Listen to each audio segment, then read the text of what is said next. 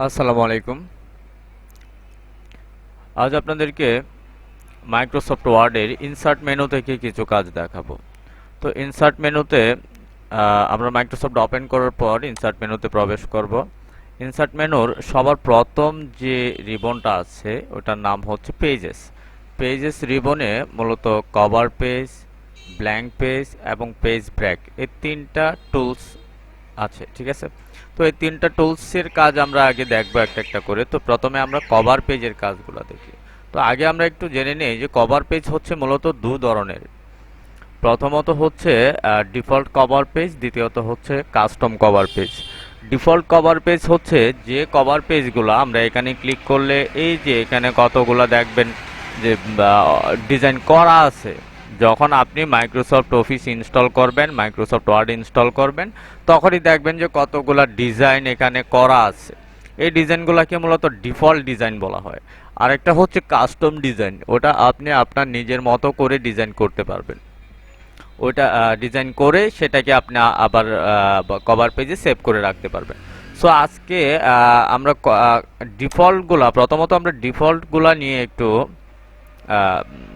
কাজ করার চেষ্টা করি। সো এখান থেকে আমরা যে কোনো একটা ডিজাইন সিলেক্ট করব। সাপোজ আমি এই ডিজাইনটা সিলেক্ট করছি। তো ডিজাইন সিলেক্ট করার পর তারাই একটা ম্যানুয়াল দিয়ে দিছে আপনাকে যে কোথায় কি করতে হবে, সেটা কিন্তু এখানে দেখাইতেছে। যেমন প্রথমত এখানে টাইপ দ্য কোম্পানির নেম, অর্থাৎ তারা সাজেস্ট করছে আপনি এখানে কোম্পানির নাম লিখবেন। সো আপনি এখানে কোম্পানির নাম লিখে দিলেন ওয়ান ওয়াই আইটি। সো এখানে কি বলা হয়েছে, এখানে বলা হয়েছে টাইপ দ্য ডকুমেন্ট টাইটেল। আপনি এখানে ডকুমেন্ট টাইটেল দিতে পারেন। তো ডকুমেন্টের একটা টাইটেল আপনারা দিয়ে দিবেন। সো আমি একটা টাইটেল দিচ্ছি। ওকে, দেন এখানে সাবটাইটেল দেওয়ার কথা বলছে, আমি সাবটাইটেল দিয়ে দিব। ওকে, সো এখানে দেখুন অথরিটির জায়গায় অটোমেটিক্যালি ওয়ান ওয়ে আইটি চলে আসছে। কারণ আমি যখন কম্পিউটারে উইন্ডোজ সেট আপ করছিলাম অথরাইজেশনের সময় এখানে আমি ওয়ান ওয়ে আইটি দিছিলাম, সেই জন্য এখানে ওয়ান ওয়ে আইটি দেখাচ্ছে। আপনি চাইলে এটা চেঞ্জ করে দিবেন। এখানে আপনি চাইলে অথরাইজ বাই আপনার নিজের নাম কিংবা আপনি আপনার যে পদবি সেটা দিয়ে দিতে পারেন। সো আমি এখানে পদবি দিয়ে দিচ্ছি। ওকে, দেন এখানে ইয়ার লেখার কথা বলছে, আমরা এখানে সালটা লিখে দিচ্ছি।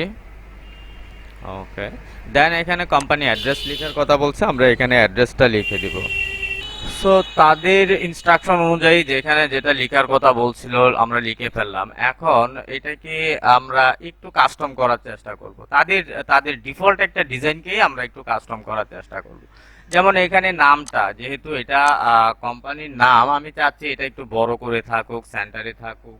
সো আমি এটাকে সেন্টারে নেওয়ার জন্য আমরা পূর্বে দেখানো অপশন হোমে চলে যাব। হোম থেকে এই যে সেন্টার অপশনটা আছে এটা ক্লিক করব, লেখাটা মাঝখানে চলে আসছে। বড় করার জন্য এখানে গ্রো ফন্টে ক্লিক করলেই লেখাটা বড় হতে থাকবে। বা এখান থেকে আপনি চাইলে ফন্ট সাইজ সিলেক্ট করে দিতে পারেন। সো আমি এখানে ফন্ট সাইজ সিলেক্ট করে দিলাম, লেখাটাকে বোল্ড করে দিলাম।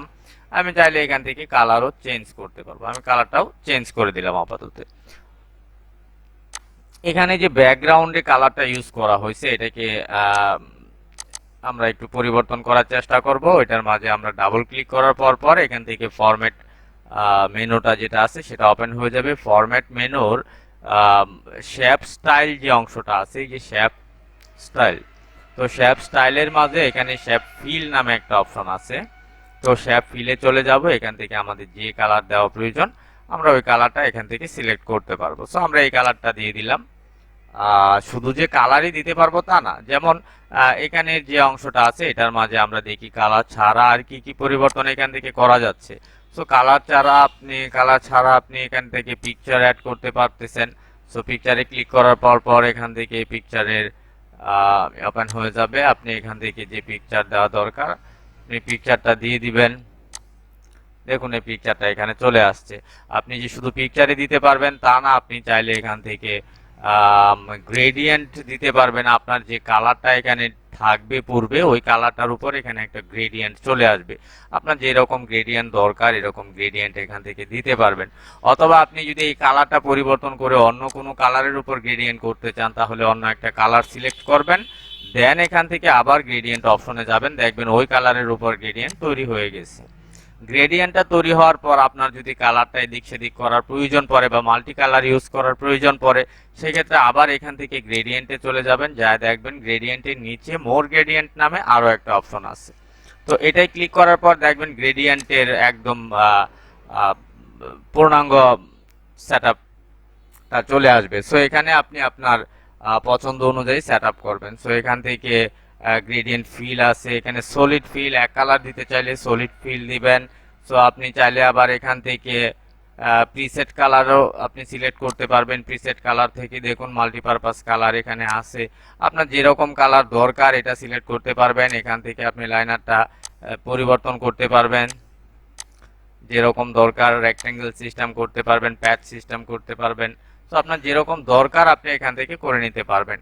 আবার এখান থেকে দেখুন কালারটা কি কাস্টম করতে পারতেছেন, এখানে যে যে কালারগুলো ইউজ করা হয়েছে আপনি চাচ্ছেন ওই কালারগুলো ইউজ না করতে, বা এই কালারগুলো একটু এদিক সেদিক করবেন। সো এখানে দেখুন কালারগুলোর মাঝে এখানে একটা করে ইয়া দেওয়া আছে, এখানে কালারগুলোকে বিভিন্ন আকৃতি, কয়টা কালার এখানে ইউজ করা হয়েছে, 1 2 3 4 5 6 7টা কালার ইউজ করা হয়েছে, কাইন্ড অফ রেইনবো। সো আপনি এই কালারগুলো একটু পরিবর্তন করবেন, যে এখান থেকে এই কালারটা এখানে আছে মেরুন কালার, এটাকে বা ডার্ক, এটা হচ্ছে মূলত ডার্ক পার্পল কালার, ঠিক আছে। তো পার্পল কালারটা আপনি চেঞ্জ করে এখানে যদি আপনি ইয়েলো দিয়ে দিতে চান, আপনি চাইলে এখানে ইয়েলো দিয়ে দিতে পারবেন। সরি, এখানে এভাবে আসার কথা ছিল না। আমরা গ্রেডিয়েন্ট ফিলে চলে যাব, এটার কালার চেঞ্জ করব এখান থেকে, ঠিক আছে।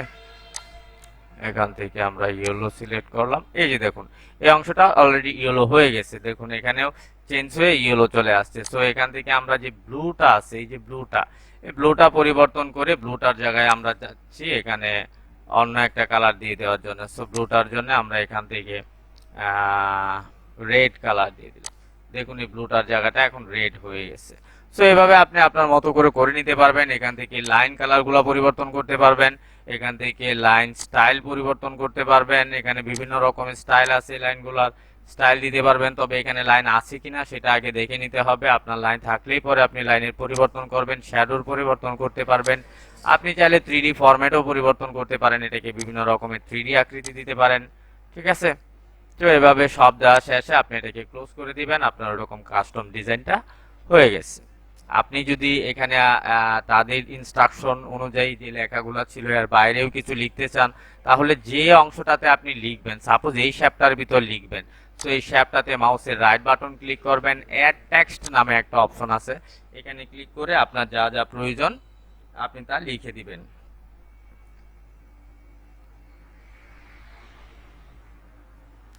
তো যা যা লেখার প্রয়োজন আপনি এখান থেকে লিখে দিবেন। এই লেখাগুলাকেও আপনি আপনার পছন্দ অনুযায়ী ফন্ট সাইজ দিতে পারবেন, এখান থেকে পছন্দ অনুযায়ী ফন্ট স্টাইল দিতে পারবেন। আপনার যে রকমটা প্রয়োজন আপনি ওরকম সাইজ এখান থেকে দিয়ে নিতে পারবেন। আপনি চাইলে এটাকেও বোল্ড, ইতালিক, আন্ডারলাইন করতে পারবেন, ঠিক আছে। এটাকেও আপনি চাইলে এখান থেকে কালার পরিবর্তন করে অন্য কোনো কালার এখানে দিয়ে দিতে পারবেন। সো এই ছিল আজকে ইনসার্ট মেনু থেকে কভার পেজ এর দুইটা অপশন, একটা হচ্ছে মূলত ডিফল্ট কভার পেজ, একটা কাস্টম কভার পেজ। সো এটার মধ্য দিয়ে আমাদের যে ডিফল্ট কভার পেজের অংশটা ছিল সেটা মোটামুটি কমপ্লিট হয়ে গেছে। আপনারা বাসায় প্র্যাকটিস করবেন, যদি কোনো প্রবলেম হয় তাহলে সেক্ষেত্রে আপনারা আমাকে ইনবক্স করতে পারেন, আমার ফেসবুক আইডি লিংক দেওয়া আছে, অথবা আপনারা চাইলে ভিডিওতে কমেন্ট করে রাখতে পারেন। আমি পরবর্তীতে কমেন্টের উপর ভিত্তি করে আমি ভিডিও তৈরি করে দিব। অথবা করবেন যারা নতুন তারা অবশ্যই চ্যানেলটি সাবস্ক্রাইব করবেন এবং পাশে থাকা বেল আইকনটি ক্লিক করে রাখবেন যেন পরবর্তী ভিডিওগুলো সবার আগে পেয়ে যান। ধন্যবাদ।